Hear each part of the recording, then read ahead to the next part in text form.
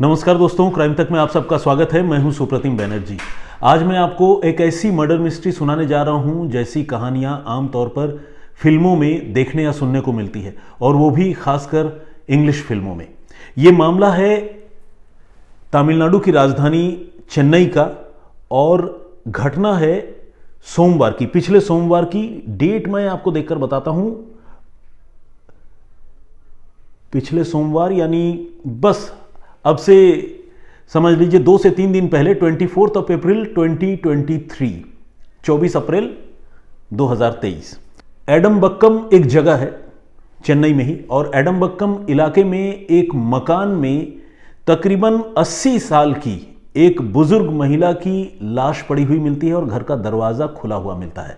आसपास के लोगों की नज़र जब खुले दरवाजे पर पड़ती है और लोग जब आउट ऑफ क्यूरियोसिटी झांकते हैं अंदर, तो वो देखते हैं कि अंदर जो है वहाँ रहने वाली बुजुर्ग महिला, जिनका नाम है शिवगामी सुंदरी, वो अपने घर के अंदर, और अंदर मतलब क्या, किचन में मरी हुई हालत में पड़ी मिलती है। लोग जब ये मंजर देखते हैं तो जाहिर है घबरा जाते हैं। वो चीखते चिल्लाते हुए बाहर आते हैं, आसपास के लोग जमा हो जाते हैं, और फिर इसके बारे में पुलिस को खबर दी जाती है।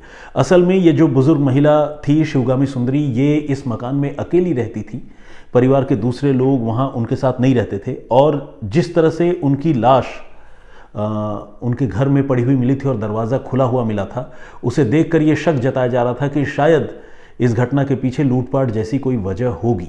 खैर, जब लाश मिलती है और लोगों को सब कुछ पता चलता है, पुलिस को खबर मिलती है, पुलिस मौके पर पहुंचती है, और जब वो घर का मुआयना करती है तो वही बात निकलती है लूटपाट वाली। घर का सारा सामान बिखरा हुआ नज़र आता है, सारी कीमती चीज़ें जो है वो घर से गायब मिलती हैं। धीरे धीरे जो शिवगामी सुंदरी है, उनके परिवार के दूसरे लोगों को भी खबर मिलती है, जो भी नाते रिश्तेदार कहीं आसपास रहते थे या दूसरे इलाकों में रहते थे, तो वो लोग आते हैं वहाँ। और फिर ये पता चलता है कि तकरीबन 45 सोने की ज्वेलरी, सोने के अलग अलग जेवरात उनके घर से गायब थे, और तकरीबन 2.5 लाख रुपए वो भी मिसिंग थे, यानी उनकी भी चोरी हो गई थी। और ये एक clear cut case of murder due to theft, due to robbery का लग रहा था। पुलिस ने शिवगामी सुंदरी की लाश को अंतिम संस्कार के पोस्टमार्टम के लिए भिजवाया। पुलिस ने शिवगामी सुंदरी की लाश को पोस्टमार्टम के लिए भिजवाया ताकि मौत की असली वजह का पता चल सके, और पोस्टमार्टम से यह साफ हुआ कि उनकी हत्या जो है वो गला घोंटे जाने की वजह से हुई है।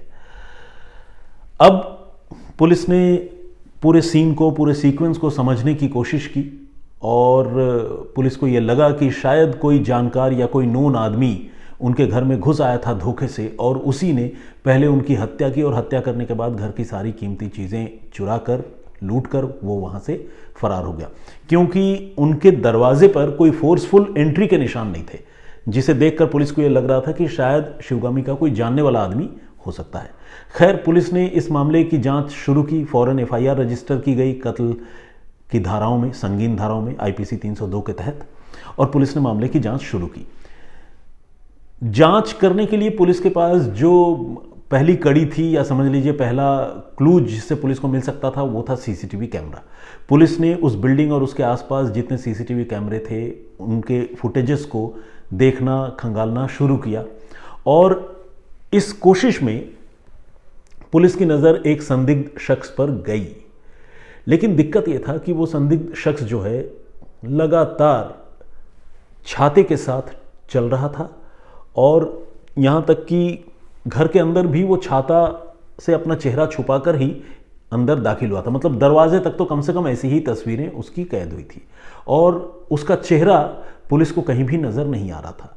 लेकिन पुलिस को लग रहा था कि यही वो कातिल हो सकता है, क्योंकि एक तो जिस तरह से संदेहास्पद तरीके से, सस्पिशियस तरीके से उसने छाते से अपना चेहरा छुपा रखा था, वैसा आमतौर पर कोई भी इंसान तभी करता जब वो पुलिस से, कानून से, या फिर सीसीटीवी कैमरों से बचना चाहेगा। तो इसीलिए पुलिस जो है अब उस आदमी के बारे में जानने की कोशिश करने लगी कि ये अम्ब्रेला मैन है कौन, ये छाता वाला इंसान है कौन। तो पुलिस अब स्कैन करके ये देखना चाह रही थी कि ये बंदा कहाँ से आया था और हत्या करने के बाद कहाँ गया। तो पुलिस ने सोमवार को चूंकि लाश मिली थी, तो उससे पहले आप समझ लीजिए कि रविवार से लेकर सोमवार को लाश मिलने के पहले तक सारे सीसीटीवी फुटेज उस इलाके के स्कैन किए, और स्कैन करने के बाद पुलिस को कुछ खास बातें समझ में आई, कुछ खास बातें नजर आई। पुलिस ने देखा कि ये आदमी जो है एडमबक्कम से निकला, और निकलने के बाद एक जगह है ट्रिप्लिकेन, वहां तक गया, और वहां से उसने एक ऑटो रिक्शा लिया, यानी ऑटो रिक्शा की सवारी की, और इसके बाद वो ऑटो रिक्शा से एक पर्टिकुलर पॉइंट पर उतर गया, और वहां से उतरने के बाद उसने दूसरा ऑटो रिक्शा लिया, और दूसरे ऑटो रिक्शा से फिर शहर के ही एमजीआर नगर नाम की एक लोकेलिटी तक पहुंचा। यहां खास बात यह है कि एडमबक्कम से एमजीआर नगर जो है वो सीधे जाया जा सकता था, जिसके लिए 2 ऑटो बदलने की जरूरत नहीं थी। लेकिन इस आदमी ने एडमबक्कम से पहले ट्रिप्लिकेन का रूट लिया, ट्रिप्लिकेन से ऑटो लेकर एक जगह उतरा, और फिर वहां से दूसरा ऑटो लेकर फिर एमजीआर नगर पहुंचा। ये बात पुलिस को और चौंका रही थी और हैरान कर रही थी। उसे लग रहा था कि भाई आखिर ऐसी क्या बात हो सकती है कि ये आदमी जो है एडमबक्कम से एमजीआर नगर जाने के लिए इतना लंबा और कॉम्प्लिकेटेड रूट ले रहा है। पुलिस लगातार वो जहां जहां जा रहा था छाते से चेहरा छुपाता हुआ उन सारी कड़ियों को जोड़ने की कोशिश कर रही थी, और सारे सीसीटीवी फुटेज की स्कैनिंग कर रही थी। और फाइनली पुलिस स्कैन करने के बाद यहां तक एमजीआर नगर तक पहुंच गई। लेकिन आपको जानकर हैरानी होगी कि एडमबक्कम से ट्रिप्लिकेन और फिर एमजीआर नगर 2-2 ऑटो बदलना, लंबे रूट में ट्रैवल करना, इतना सब कुछ होने के बावजूद पुलिस एक बार भी उस अम्ब्रेला मैन का, उस रहस्यमयी आदमी का चेहरा नहीं देख पाई। वजह यह थी कि वो लगातार चेहरा अपना छाते की मदद से छुपा रहा था, और कितना वो शातिर था और कितना रिलीजियसली इस चीज को वो फॉलो कर रहा था। आप सोचिए कि कई किलोमीटर का फासला तय करने, ऑटो चेंज करने और इतना कॉम्प्लिकेटेड रूट लेने के बावजूद एक बार भी किसी भी कैमरे में उसका चेहरा नहीं आया, बल्कि छाते से हमेशा उसका चेहरा कवर्ड रहा। अब ये पुलिस के लिए अपने आप में एक चुनौती थी। पुलिस एमजीआर नगर तक तो पहुंच गई, लेकिन उसके बाद पुलिस को समझ में नहीं आ रहा था कि वो आगे बढ़े तो कैसे बढ़े, और इस आदमी को पहचाने तो कैसे पहचाने, पकड़े तो कैसे पकड़े। पुलिस ने, एडमबक्कम की पुलिस ने अब एमजीआर नगर की पुलिस से कांटेक्ट किया, चेन्नई पुलिस का ही दूसरा पार्ट, और एमजीआर नगर की पुलिस से ये कहा कि आप हमें इस अम्ब्रेला मैन को ढूंढने में हमारी मदद कीजिए, क्योंकि ये हमारे इलाके में एक बुजुर्ग महिला के मर्डर का सस्पेक्टेड एक्यूज्ड है, जिसे हम गिरफ्तार करना चाहते हैं, पकड़ना चाहते हैं। अब एमजीआर नगर की पुलिस ने जब ये बात सुनी तो खुद उनके भी कान खड़े हो गए, और एमजीआर नगर की पुलिस ने कहा कि अरे आपके यहाँ तो आप बता रहे हैं कि मंडे को मर्डर हुआ है, लेकिन हमारे यहाँ तो 29 अक्टूबर 2021 यानी आज से 2 साल पहले ठीक है कैसे ही घटना हुई है, जिसमें एक बुजुर्ग महिला की हत्या हुई थी, और उस हत्या में भी एक ऐसा आदमी शामिल था जिसने अपना चेहरा छाते से छुपाया हुआ था। यानी 2 साल पहले भी ठीक ऐसी ही एक घटना चेन्नई में हुई थी, और वो घटना हुई थी एमजीआर नगर में 29 अक्टूबर 2021 को। तब सीता लक्ष्मी गुरुमूर्ति नाम की एक महिला जो एमजीआर नगर में ही रहती है, उसकी हत्या कर दी गई थी, और उसकी हत्या करने के साथ 16 बेशकीमती सोने की ज्वेलरी जो है उस वक्त चुराई गई थी, लूटी गई थी, और इत्तेफाक से वो महिला भी अकेली ही रहती थी जिसको इस अम्ब्रेला मैन ने अपना टारगेट बनाया था, जिसको इस अम्ब्रेला मैन ने अपना शिकार बनाया था। सीता लक्ष्मी गुरुमूर्ति की हत्या हो जाने के बाद 2021 में वो भी चूंकि अकेली रहती थी, तो उनके बारे में पहले तो लोगों को पता नहीं चला, लेकिन जब उनके नाते रिश्तेदारों ने सीता लक्ष्मी को लगातार मोबाइल पर फ़ोन करना शुरू किया, और एक भी बार उसने अपना फ़ोन आंसर नहीं किया, उसको पिक नहीं किया, तो सीता लक्ष्मी के नाते रिश्तेदारों को थोड़ी चिंता हुई। ये 2 साल पुरानी बात बता रहा हूँ। और उसके बाद उन्होंने फिर पुलिस को और आसपास के लोगों को खबर दी, और जब पुलिस और आसपास के लोग वहाँ पहुँचे एमजीआर नगर के उस पर्टिकुलर मकान में, तो उन्हें तब उस कत्ल के बारे में पता चला था, और तभी पुलिस को यह भी पता चला कि ये कत्ल जो है लूटपाट के इरादे से और चोरी के इरादे से किया गया है, क्योंकि घर से सारी कीमती चीज़ें, ज्वेलरी वगैरह गायब थी। और उस समय पुलिस ने इन्वेस्टिगेशन के लिए जो सीसीटीवी फुटेज स्कैन किए थे एमजीआर नगर के उस पर्टिकुलर लोकेलिटी में, वहां पर भी पुलिस ने यह देखा था कि एक संदिग्ध आदमी छाते से अपना चेहरा छुपाए हुए उस घर में दाखिल हो रहा है, और फिर वहां से बाहर भी निकल रहा है। लेकिन आपको जानकर हैरानी होगी, अफसोस भी होगा कि 2 साल पहले पुलिस ने उस कत्ल को सुलझाने की बड़ी कोशिश की और उस अम्ब्रेला मैन की पहचान करने की कोशिश की, लेकिन पुलिस की लाख कोशिश के बावजूद उसका चेहरा सीसीटीवी कैमरे में कैद नहीं हुआ था, तो उसे पुलिस पहचान नहीं पाई और उसे गिरफ्तार भी नहीं कर पाई। मगर अब 2 साल बाद इतिहास ने एक बार खुद को दोहराया था और इस बार हत्या हुई थी, जैसा कि मैंने आपको बताया, एडमबक्कम इलाके में, और मोडस ऑपरेंडी बिल्कुल वही थी। लेकिन इस बार 2 थानों की पुलिस, 2 इलाकों की पुलिस इस मिशन में लग चुकी थी कि उस संदिग्ध कातिल को पकड़ना है। पुलिस वालों ने अब अपना दिमाग चलाना शुरू किया और दिमाग चलाते हुए आखिरकार पुलिस को एक इम्पॉर्टेंट बात नजर आई, एक इम्पॉर्टेंट चीज़ पुलिस ने उस सीसीटीवी फुटेज में नोट की। वो चीज़ क्या थी? वो चीज़ ये थी कि ये जो अम्ब्रेला मैन था, और इस बार रिसेंट सीसीटीवी फुटेज में वो जब नज़र आ रहा था तो वो एक गहरे नीले रंग की शर्ट में नज़र आ रहा था, और वो इतना ब्राइट गहरा नीला रंग का शर्ट थी, वो इतनी गहरी रंग की शर्ट थी कि उस शर्ट को सैकड़ों लोगों की भीड़ में पुलिस बहुत आसानी से रिकॉग्नाइज कर पा रही थी, आइडेंटिफाई कर पा रही थी। यही वजह है कि पुलिस को उस सीसीटीवी फुटेज को स्कैन करने में भी बड़ी मदद हुई। तभी तो पुलिस ने एडमबक्कम से ट्रिप्लिकेन और ट्रिप्लिकेन से एमजीआर नगर तक सैकड़ों सीसीटीवी फुटेज की स्कैनिंग की, लेकिन वो आदमी जो है पुलिस के रडार से बाहर नहीं जा सका, क्योंकि उसकी जो नीली शर्ट है, वो नीली शर्ट पुलिस को बड़ी मदद कर रही थी। चेहरा नहीं दिख रहा था, लेकिन पुलिस नीले शर्ट वाले आदमी को पहचान पा रही थी।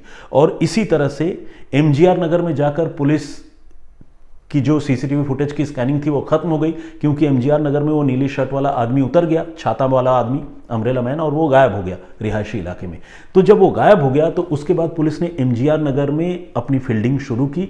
लोकल लेवल पर पुलिस ने संदिग्ध नीले रंग के आदमी की तलाश, नीले रंग के शर्ट वाले आदमी की तलाश शुरू की। पुलिस के मुखबिर जो है सक्रिय हो गए। आसपास के छोटे मोटे दुकानदार, रास्ते में कोई सामान बेचने वाले, वहाँ के स्कूली बच्चे, तमाम लोगों से, जिससे भी पुलिस जानकारी जुटा सकती थी, पुलिस ने जानकारी जुटाने की शुरुआत की। और तब पुलिस को एक पर्टिकुलर आदमी के बारे में पता चला, और यह भी पता चला कि वो आदमी जो है एक रेंटेड हाउस में रहता है और नीले रंग की एक शर्ट पहनकर आजकल उसे देखा जा रहा है। पुलिस को जब ये जानकारी मिली तो पुलिस ने बगैर देर किए हुए उस मकान में दबिश दी, और फाइनली पुलिस ने एक आदमी को गिरफ्तार किया जिसकी उम्र तकरीबन 45 साल की है, और गिरफ्तार किया लास्ट फ्राइडे को। मंडे को मर्डर हुआ था और लास्ट फ्राइडे को पुलिस ने उस आदमी को गिरफ्तार कर लिया। उस आदमी का नाम है एस शक्तिवेल। 45 साल के एस शक्तिवेल को पुलिस ने एक नहीं बल्कि 2 महिलाओं के कत्ल के जुर्म में गिरफ्तार किया, और उसके पास से पुलिस ने रिसेंटली, उसने जो मर्डर किया था सोमवार के रोज एडमबक्कम इलाके में, वहाँ से लूटी गई ज्वेलरी जो है बरामद कर ली, जो शिवगामी सुंदरी की हत्या के बाद वो लूट कर लाया था। और उससे जब पुलिस ने सख्ती से पूछताछ की तो उसने बताया कि ये उसका पहला अपराध नहीं है, बल्कि इससे 2 साल पहले भी उसने इसी एमजीआर नगर में सीता लक्ष्मी गुरुमूर्ति नाम की एक महिला की हत्या करके इसी तरह से लूटपाट की थी। तो कहने का मतलब ये कि जब उससे सख्ती हुई तो उसने अपना पुराना जुर्म भी कबूल कर लिया। और इस तरह से पुलिस की मेहनत और पुलिस की लाख कोशिश के बाद एक ऐसा आदमी जो लगातार छाते से अपना चेहरा छुपा रहा था, जिसको पहचान पाना पुलिस के लिए बड़ी चुनौती हो रही थी, सीसीटीवी फुटेज में लगातार नीले रंग की एक शर्ट को ट्रैक करते हुए पुलिस ने फाइनली एक आदमी को गिरफ्तार कर लिया, उस कातिल को गिरफ्तार कर लिया जिसने एक नहीं बल्कि 2 बुजुर्ग महिलाओं की हत्या की थी। अब इस आदमी से पुलिस को यह पूछना था कि वो इसी मोडस ऑपरेंडी को अप्लाई करते हुए ये हत्याएं कैसे कर रहा था, और कैसे वो बिना किसी विरोध के अभी जो रिसेंट हत्या उसने की शिवगामी सुंदरी की एडमबक्कम में, उनके घर में घुसने में कामयाब हो गया। तो पुलिस अब ये जानना चाहती थी। तो पुलिस ने जब उस आदमी को इंटरोगेट करना शुरू किया तो उसने बताया कि वो छोटे मोटे काम किया करता है, कभी वो इलेक्ट्रिशियन के तौर पर काम करता है, कभी प्लम्बर के तौर पर काम करता है, कभी कारपेंटरी का भी छोटा काम कर लेता है। मतलब वो एक तरह से जैक ऑफ ऑल कहते हैं ना, कि हर हुनर का छोटा मोटा काम वो जानता है, और इसी की बदौलत जो है वो लोगों के घरों में उसका आना जाना भी है, वो थोड़ा सा रेकी भी करता रहता है, ताक झांक भी करता रहता है। और इसी सिलसिले में उसे ये पता चला था कि एडमबक्कम में शिवगामी सुंदरी नाम की 80 साल की एक बुजुर्ग महिला अकेली रहती है। फिर उसने इस मर्डर की प्लानिंग की थी, और प्लानिंग करके वो रविवार के रोज उनके घर पहुंचा था, और उनके घर में एक सेल्समैन का भेष धरकर वो वहाँ पहुँचा था, और उसने अपने आप को इंट्रोड्यूस किया कि वो कोई प्रोडक्ट बेच रहा है, वो कोई सेल्समैन है। छाता लेकर ही वो उनके घर तक भी गया था, और लेकिन जाहिर है वो अकेली बुजुर्ग महिला क्या खरीदती, तो वो दरवाजे से ही इस आदमी को इस शक्तिवेल जो सेल्समैन बनकर वहाँ पहुँचा था उसको वापस लौटाना चाहती थी। उसने कहा भी कि वो इंटरेस्टेड नहीं है, लेकिन फिर इस शक्तिवेल नाम के इस आदमी ने शिवगामी से कहा कि मैं बहुत प्यासा हूँ, मुझे एक गिलास पानी पिला दीजिए, फिर मैं चला जाऊँगा।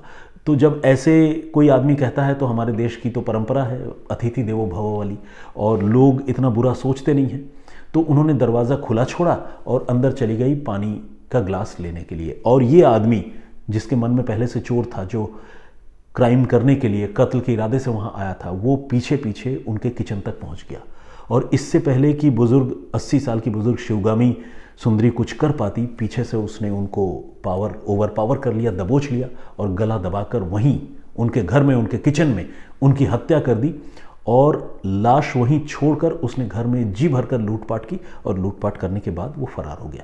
उसने बताया कि पहले भी उसने इस तरह की घटना को अंजाम दिया था और तब भी उसने छाता की मदद से अपना चेहरा छुपाया था, और उस घटना को 2 साल से ज़्यादा हो गए, उसके बारे में पुलिस को पता नहीं चला। तो उसे अब कॉन्फिडेंस आ गया था कि छाते की मदद से वो दूसरी बार हत्या करने पर भी नहीं पकड़ा जाएगा। लेकिन उसे नहीं पता था कि सीसीटीवी फुटेज में उसकी बॉडी लैंग्वेज, उसके कपड़े का रंग जो है वो उसके गिरफ्तार हो जाने की वजह बनेगा। तो जब वो गिरफ्तार हुआ तो उसने अपने इस किए पर अफसोस तो जताया, लेकिन उसका साथी ये भ्रम भी टूट गया जिसमें उसको लगता था कि वो अगर छाता से अपना चेहरा छुपाएगा तो कभी नहीं पकड़ा जाएगा। तो खैर, ये चेन्नई पुलिस के शानदार इन्वेस्टिगेशन की एक बहुत ही जानदार कहानी है। मुझे लगा कि ये कहानी आप लोगों से साझा करनी चाहिए। इस तरह की इन्वेस्टिगेशन को देखकर वाकई जो है अच्छा फील होता है, लगता है कि चलो कुछ तो अच्छा हो रहा है। पुलिस वाले कितनी ईमानदारी से और कितनी मेहनत से काम करते हैं। अक्सर उनका जॉब बड़ा थैंकलेस होता है, लेकिन इन घटनाओं को सुनकर उन पुलिस वालों के प्रति भी मन में सम्मान की भावना जगती है। आइए अब कुछ कमेंट्स पढ़ते हैं और कुछ लोगों के नाम भी पढ़ते हैं। पवन कुमार जी हमारे दर्शक हैं और उन्होंने कुछ कमेंट्स किए हैं, बहुत स्वागत है आपका। कुछ हालांकि उनकी कुछ बातों से मेरी नाइत्तेफाकी है, लेकिन मैं मतलब सहमत नहीं हूँ, लेकिन चलिए उनकी अपनी सोच है, इस पर मैं क्या कह सकता हूँ। अमित त्रिपाठी के नाम से एक आईडी है, उन्होंने कहा सर जी मुझे आपसे और शम सर से बात करनी है, इट्स वेरी अर्जेंट। ठीक है अमित, मैं आपको ईमेल के थ्रू रिस्पॉन्ड करूँगा और आपके मेल का और फिर आपके मोबाइल नंबर का मुझे इंतज़ार रहेगा। प्रवीण के इन्होंने लिखा है सुप्रतिम भाई धन्यवाद, अक्षय तृतीया तो मुझे भी पता नहीं है। खैर, ब्यूटीफुल वीडियो के नाम से एक हमारे व्यूवर हैं, उन्होंने हांगकांग से कमेंट किया, बहुत स्वागत आपका। सैयद नियाज़ अहमद साहब ने भी स्टोरी की तारीफ़ की है, थैंक यू वेरी मच, वो दुबई से देखते हैं। मौलाना निसार अहमद नागपुरी साहब, उन्होंने बहुत अच्छी बातें लिखी हैं, thank you very much. Azra Akram ji regular comment करती हैं, जहाँ तक मुझे समझ में आता है कि हाँ बिल्कुल, तो अज़रा अकरम जी ने भी कमेंट किया है, बहुत स्वागत है आपका। जविनाश के नाम से एक आईडी है और उन्होंने इस बात पर बड़ी हैरानी जताई है कि कोई इंसान मामूली झगड़े पर अपनी ही बीवी की हत्या कैसे कर सकता है। असल में कल जो मैंने कहानी आप लोगों को सुनाई थी उसमें एक एक्सीडेंट का मामला जो है वो कत्ल के मामले में कन्वर्ट हो गया, पुलिस ने कन्वर्ट कर दिया, लेकिन कैसे कन्वर्ट किया, तफ्तीश में वो कौन सी चौंकाने वाली बातें सामने आई, वो उस कहानी में मैंने उसका जिक्र किया है। तो अगर आप लोगों को मुनासिब लगे और देखने की इच्छा हो तो क्राइम तक के वीडियो के प्लेलिस्ट में जाकर अगर आप नीचे स्क्रॉल डाउन करेंगे तो वो वीडियो भी आपको नज़र आएगा, प्लीज़ उसे ज़रूर देखिएगा।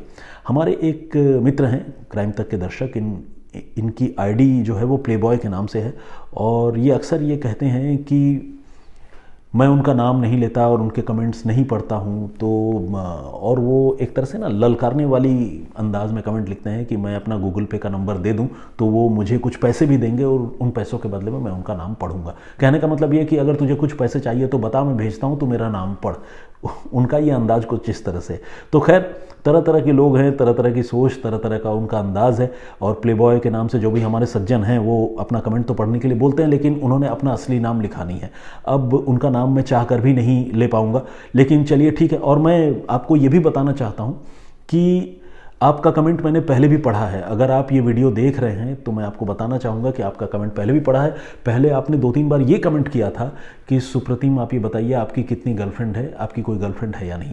तो अगर मैंने आपका कमेंट नहीं पढ़ा होता तो आपकी ये बात जो लिखी है आपने वो मुझे याद नहीं होती। तो इसलिए मैं चाहता हूँ आपसे कि प्लीज़ आप रेगुलर लिसनर की तरह हमें देखते सुनते रहें और कुछ अच्छी अच्छी बातें लिखें। और मुझे पैसों की ज़रूरत नहीं है, मैं पैसे लेकर कमेंट्स नहीं पढ़ता, तनख्वाह मिल जाती है, उससे गुजारा चल जाता है। मिस्टर उमेश भूंया जी ने भी कमेंट किया है, मामूनी बोरगोहा ने कमेंट किया है, देवराज शर्मा जी सिलीगुड़ी से रेगुलर कमेंट करते हैं, मोहम्मद माजिद अली खान, पूजा कुमारी, तनय गुप्ता म्यूज़िक के नाम से एक आईडी उन्होंने कमेंट किया है, एसके गेमिंग, रेखा भट्ट जी इन्होंने नमस्कार सुप्रतिम खुश रहो जय हिंद जय भारत इन्होंने लिखा है। ऑब्वियसली रेखा जी, मुझे आपके कमेंट से लगता है कि आप उम्र में मुझसे बड़ी हैं, तो मेरा प्रणाम आप तक पहुँचे, बहुत बहुत स्वागत आपका। परूप श्रेष्ठा जी का भी कमेंट आया है, ये रेगुलर एक कमेंट करते हैं, lots of love from Germany sir, thank you very much. Shamim Ahmed साहब का भी कमेंट है, रिजवाना परवीन जी रेगुलर कमेंट करती हैं, रिजवान सैफ़ी साहब ने भी कमेंट किया है, बहुत बहुत स्वागत आपका। सलीम अहमद जी, मीता भट्टाचार्य जी मेरे होम टाउन जमशेदपुर से हैं और मेरे गार्जियन की तरह हैं, मुझे बहुत उनका स्नेह मिलता रहा है और उन्होंने भी कमेंट किया है आज बहुत अरसे के बाद, थैंक यू वेरी मच मीता जी, मेरा प्रणाम आप तक पहुँचे, बहुत बहुत स्वागत आपका। नंदिनी ढाबी जी का कमेंट आया है, सुरु चौहान ने भी अपनी राय रखी है, कृष्ण अनूप ब्लॉग के नाम से एक आईडी है, लव यू सर इन्होंने लिखा है, thank you very much. Virendra Singh ji, Azhar Mansuri sahab एक साथ ताबड़तोड़ कई कमेंट्स करते हैं, बहुत स्वागत है आपका। जीवन पाठक जी, भूरा राम जी का भी कमेंट आया हुआ है और ये कह रहे हैं कि जोधपुर में एक 9 साल की, जोधपुर से उदयपुर में 9 साल की एक लड़की के साथ, अच्छा ये भावेश कुमार जी हैं बेसिकली, इन्होंने अपनी पहचान बताई है और बताया कि ये जोधपुर से हैं और वो बता रहे हैं कि उदयपुर में 9 साल की एक लड़की के साथ बलात्कार की घटना हुई है, उस खबर को भी मुझे आप लोगों को बतानी चाहिए। अनिल वर्मा जी का भी कमेंट आया है और विनोद बिस्टा जी का भी कमेंट है। प्रियांशु लाहौटी जी ने भी अपनी बात रखी है, तो बहुत धन्यवाद आप सारे लोगों का कमेंट करने के लिए और इतनी अच्छी अच्छी बातें लिखने के लिए। जिन लोगों के कमेंट का आज मैं उत्तर नहीं दे पाया हूं या जिनके नाम नहीं पढ़ पाया हूं, आप सबसे रिक्वेस्ट है कि इस सिलसिले को यूं ही बनाकर रखिए। मैं तो रैंडमली कमेंट्स पढ़ता हूं, कभी किसी का नाम पढ़ पाता हूं, कभी किसी का नाम नहीं पढ़ पाता हूं, छूट जाता है, तो इसीलिए उसे अदरवाइज़ न लीजिए। जैसा कि प्लेबॉय के नाम से हमारे एक दर्शक ने कमेंट किया था कि कुछ पैसे लेकर मैं नाम पढ़ूं, तो एक तरह से उन्होंने जिसे कहते हैं ना कि भ्रष्टाचार सिखाने की मुझे कोशिश की, लेकिन खैर ऑन अ लाइटर नोट मैं भ्रष्टाचार में नहीं आऊँगा और नाम मैं इसी तरह से पढ़ता रहूँगा। खैर बहुत धन्यवाद आप सारे लोगों का मेरे साथ जुड़ने के लिए और आप सबसे गुजारिश है कि प्लीज़ इस वीडियो को भी देखिए, इसको लाइक कीजिए और अगर हो सके तो कमेंट्स भी कीजिए। मैं फिर हाजिर हूँगा किसी और कहानी, किसी और वाक़े के साथ, तब तक अपना बहुत ख्याल रखिए, सुरक्षित रहिए। जय हिंद जय भारत।